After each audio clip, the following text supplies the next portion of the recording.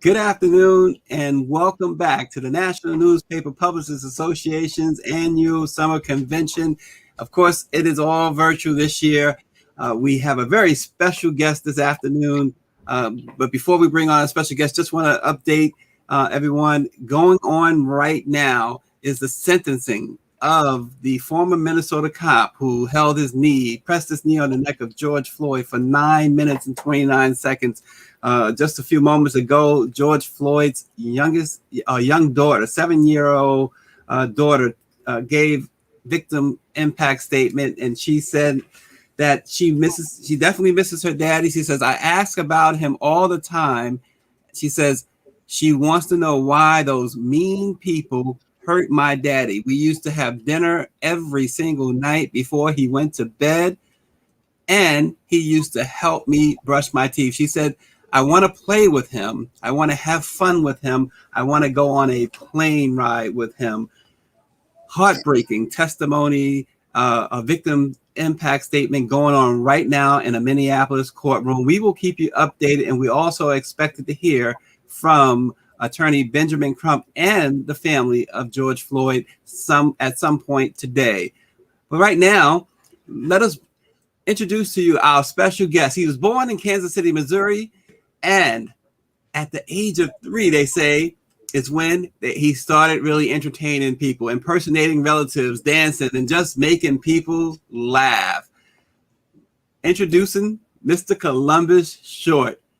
How you doing? Columbus Short. Thanks for having me. Thanks for being with us today. A very special day for the Black press, but also a very somber day overall in the whole situation with George Floyd as we await the sentencing. The cop, Chovin, had asked for probation, and the prosecutors are asking for a 30-year sentence. I know that it's a little off topic right now for what we brought you on for, but just one quick question on that, Columbus. That's affected everybody. Give us your perspective.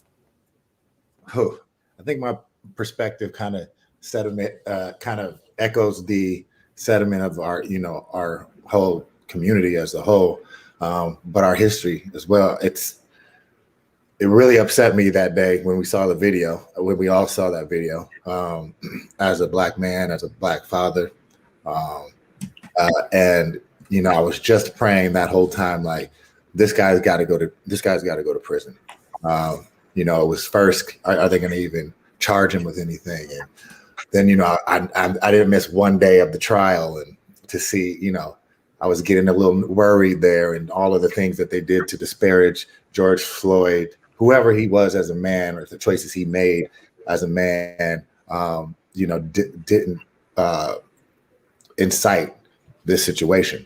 And the cause was the knee on the neck. And it's just a symbol of what the proverbial knee being on the neck of African Americans for such a long time. So, it stirs up emotions, but I've tried lately to not be so emotionally driven. And because we're not getting any result that way. I think it's going to come down to, like a day like today, they charge them, throw the book at them. Maybe the next cop's going to say, I don't want to ruin my life that way.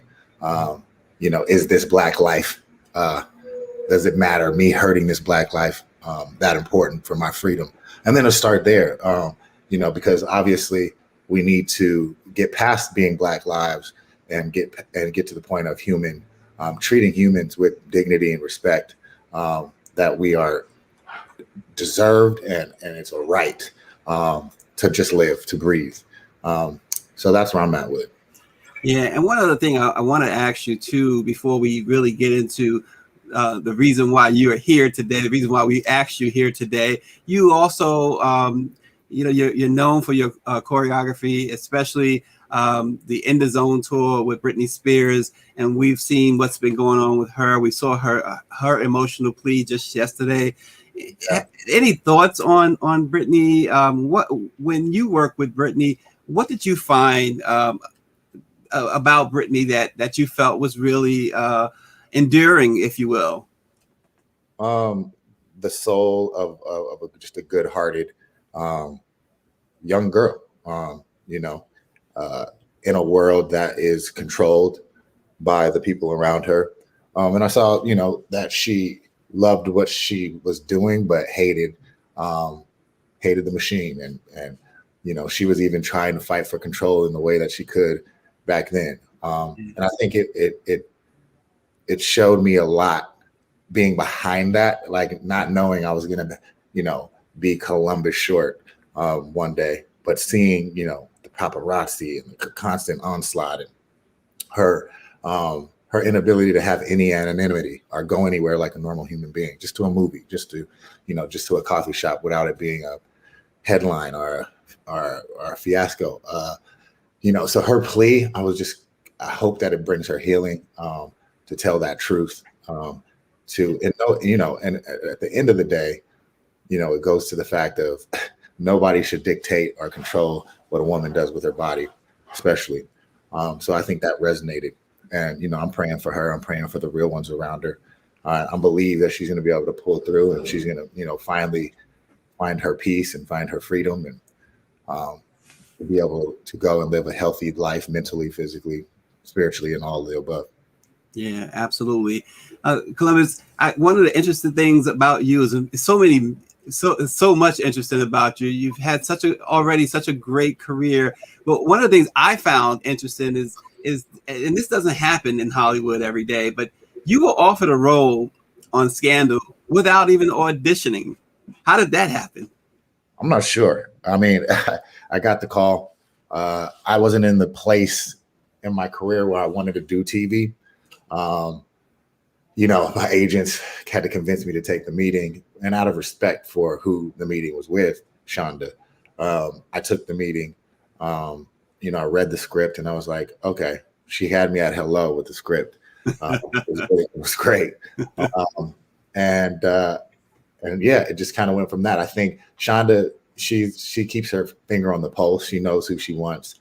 And I think, you know, it was just the right time. And I think she felt like my abilities and my audience we could bridge that gap of bringing an audience to a politically dynamic show on network television that most of my audience don't watch. They didn't watch The West Wing. They didn't watch those shows. But I think having a Kerry Washington and myself, you know, we just brought that audience in, and now they, you know, it elevated the audience, the viewers, and the shows they want to watch, you know, politically driven shows and that are great, high drama.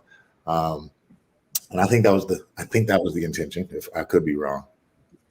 Well, and you know, obviously, your credentials run far and wide. And another thing I did find personally interesting is Megan Good. I understand you and Megan Good basically grew up together.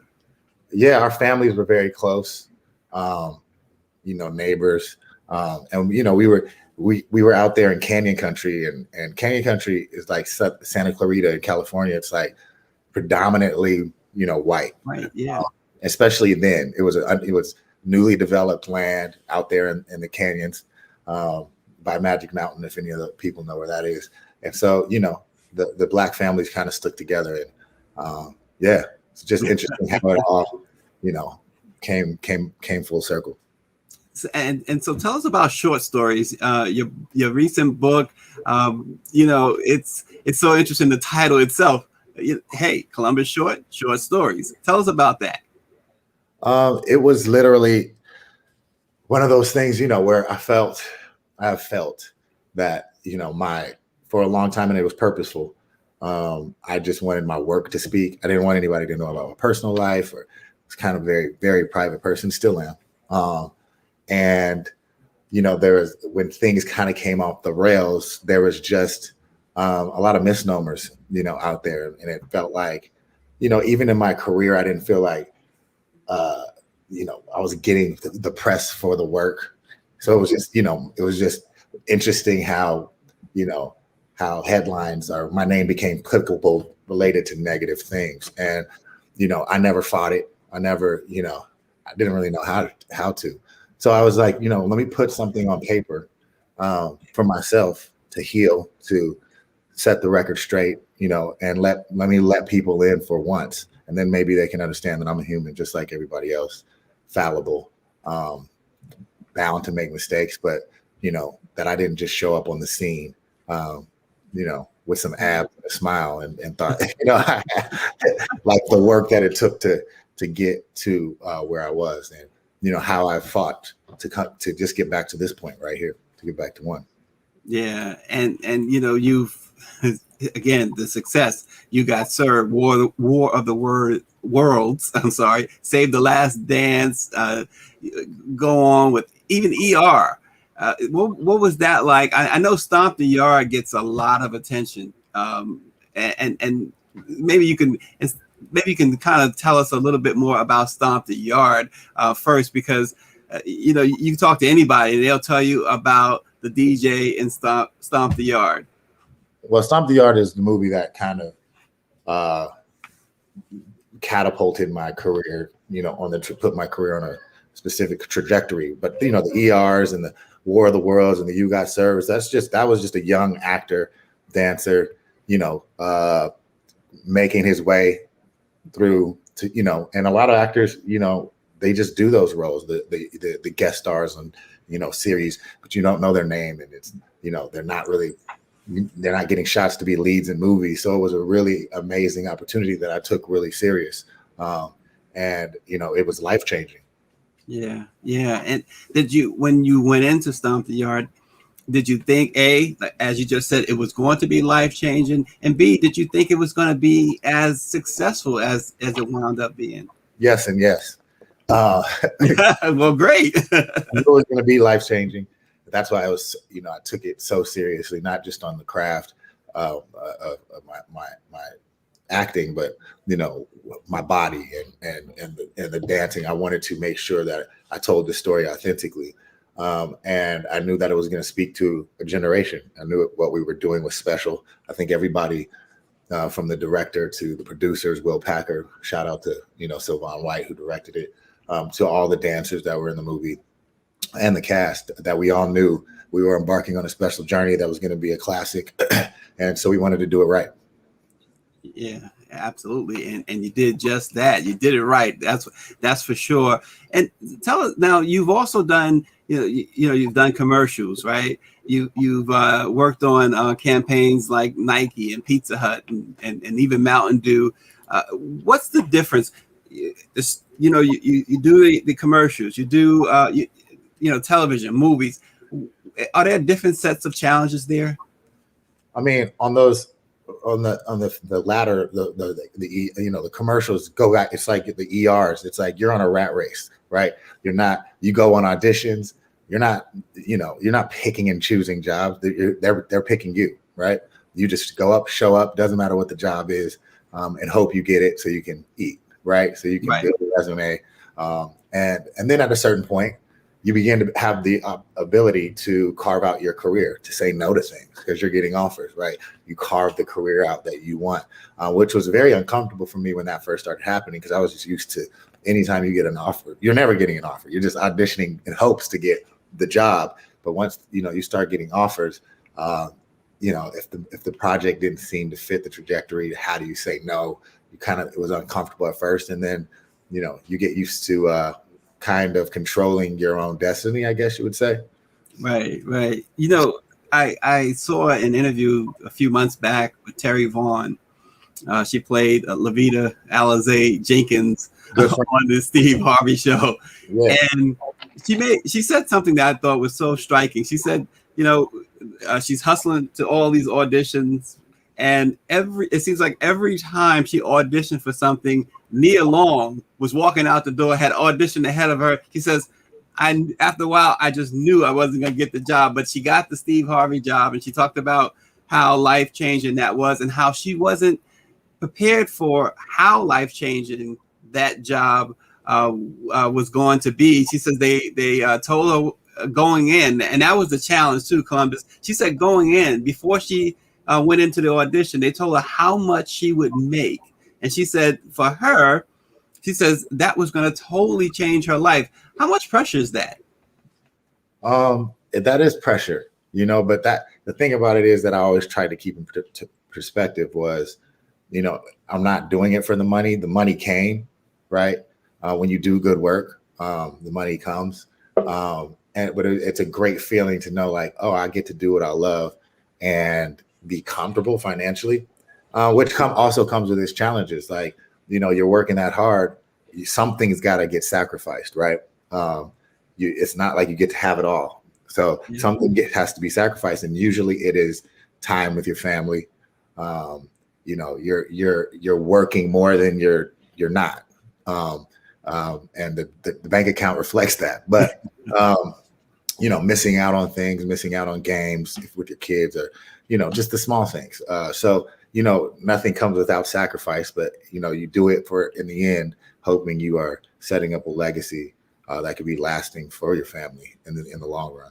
Yeah, we are live at the National Newspaper Publicists Association's summer convention at www.virtuenmpa2021.com. We're with the great Columbus Short. Columbus, I know that there's we talked about what you have done, but I know there's a lot more to come. What are you currently working on that you believe your fans will be excited about? Well, I finished a movie a few months ago that I'm excited to talk about with Lettucey. It's called Remember Me. It's the Mahalia Jackson story. I played Martin Luther King, which was a role I wanted to play for a long time, and it was a great experience. I'm excited for the world to kind of see that one. I have a conclusion film of a trilogy of a franchise called True to the Game. True to the Game 3 comes out in a few months, but the task before me right now is to deliver a series. I'm show running a series, directing the series, wrote the series. So it's just a lot of work. And it's for a network called Urban Flicks. Hopefully it's going to be a series they can hang their hat on as a network. I'm putting my best foot forward on that, which is daunting, but I had great mentors, from Shonda Rhimes to Aaron Sorkin, Tommy Shalami, great showrunners, great creators. So to deliver this for a network by our people for our people is a great experience. Yeah, it certainly seems to be filling a void that's been there, that continues to be there. We keep hearing so much. There's so much talent, so much Black talent, so much talent and minorities in general. And of course, you have the Oscars that they continue to overlook that, and other awards shows overlook that. But talk about Columbus, if you will, that void that we still see, where it still seems to be tough to have really good Black films out and representing African American filmmakers. I could talk about this. We need a whole nother show. There's two Hollywoods, right? Just like there's two Americas. There's Hollywood and there's Black Hollywood. I've been in both. It's unfortunate that that's the case. But then there's also as creators, as creatives, from the writers, starting there, if you get an opportunity to create something, I don't care what scale it's on, make something that is special. Just because it's on BET or TV One or, an urban driven network, you still can elevate with content. We're telling stories, right? Right. And I think, that's the responsibility of African American, both female and male creatives, period. What is the content that we're putting out?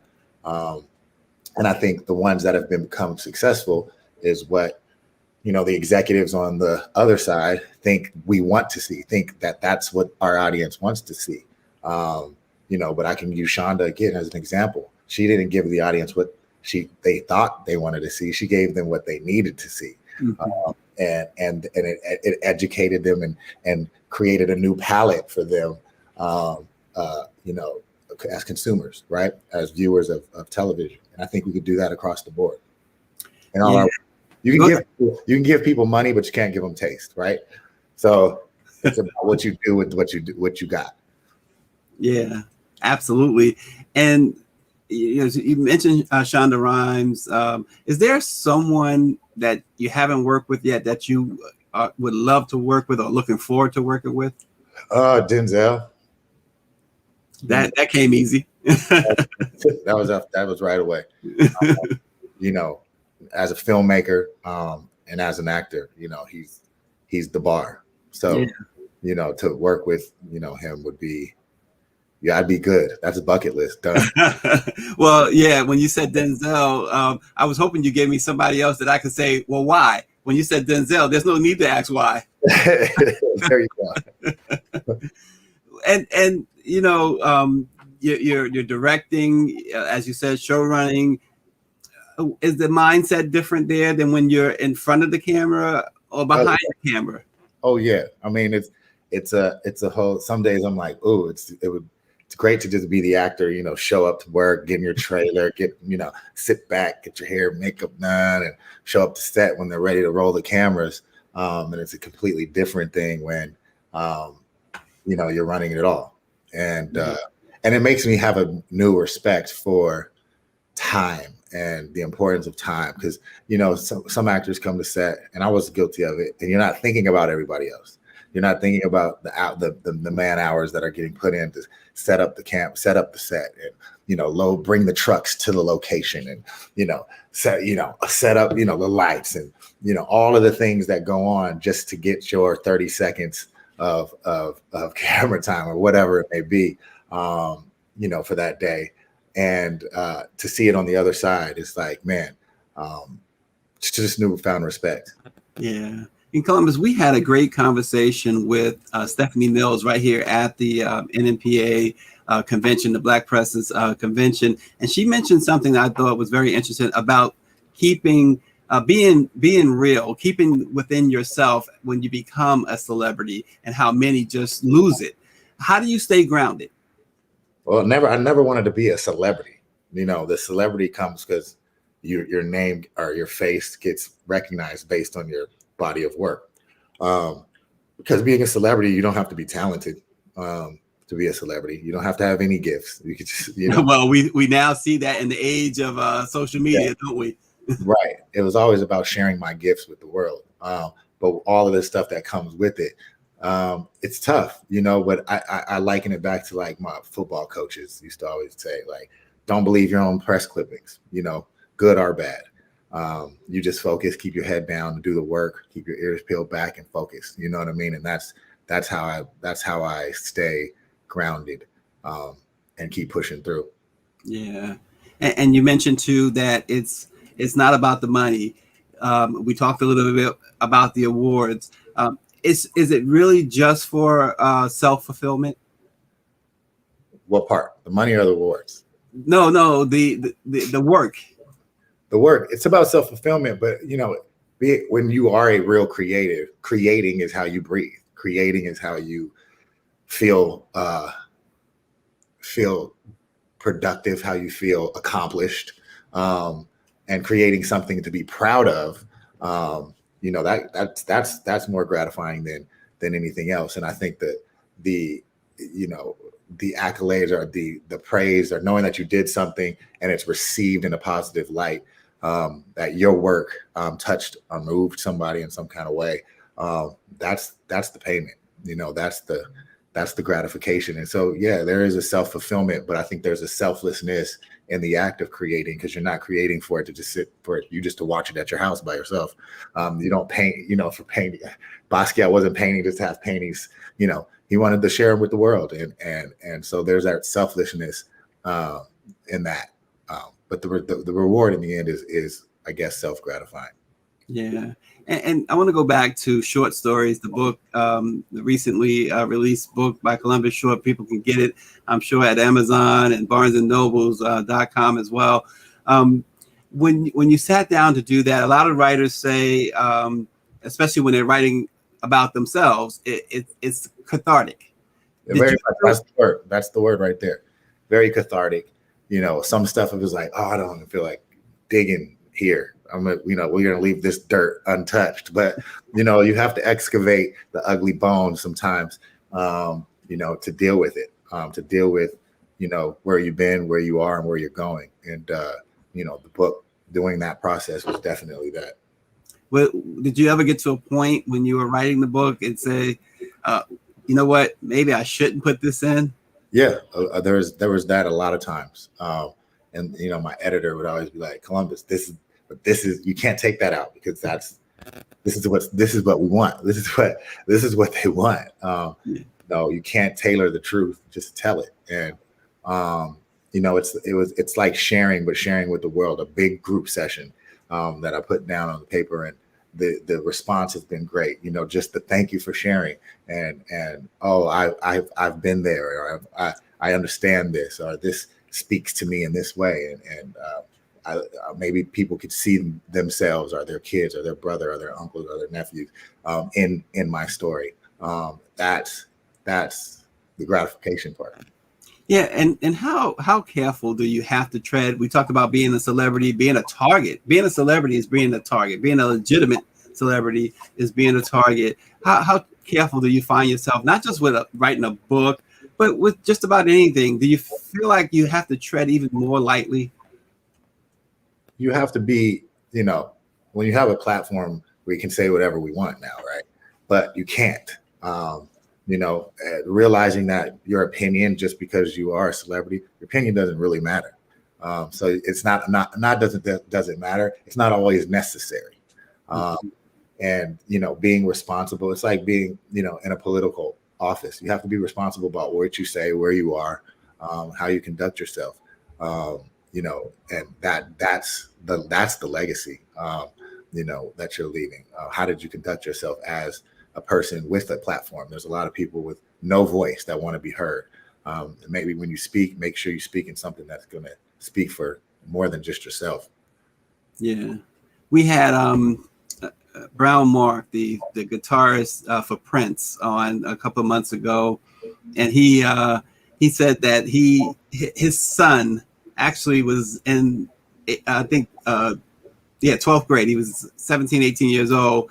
And he had never told his son that he was in the Revolution, Prince's band. And his son was at school, and some kids had the Purple Rain album, and they thought that the guy on the photo was his son. And they said, "Oh, we didn't know you were in a band." And the son was like, "What? That's my dad. I can't believe it." And so I say all that to say, is that a life? This life, being in show business, is that what you would you want that for your children?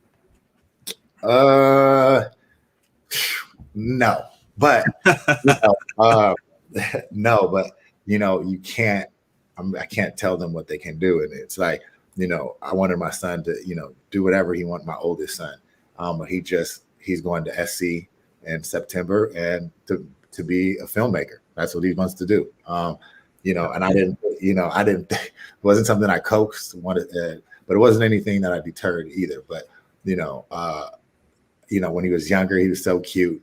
They was like, you need to get him an agent and do it. I'm like, nah. Let him just grow up. But, he found it his own way and found what he loves. And I guess that's DNA. I don't know.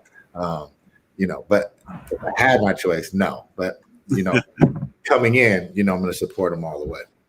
Yeah, absolutely. And as we speak, Columbus, Derek Chauvin, the former police officer, Minneapolis police officer who was convicted of killing George Floyd, is now addressing the court as we speak, as the judge is preparing to hand down a sentence. So we're certainly, the Black press will bring that to you. It looks like they are taking a short recess before he hands down the sentence, but actually Derek Chauvin just addressed the court. We will bring that to our viewers and everyone else shortly. But just wanted to mention that bit of breaking news during our convention today. But Columbus, we really appreciate you. We wish certainly nothing but the more success for you. We've enjoyed following your career. We will continue to follow your career. And thanks for stopping by. Please do it again with us. Yes, sir. Thanks for having me. I appreciate you, Stacey. Yeah, and everybody, Short Stories is available. BarnesandNobles.com, Amazon.com, and I'm sure on other platforms. Read the book. I'm sure you'll get a great thrill and some great insight on this man right here, the great Columbus Short. Everybody stay safe and stay well and enjoy the rest of the convention. Shaka Khan in concert exclusively for the Black Press tonight. Stay tuned. Thanks for watching.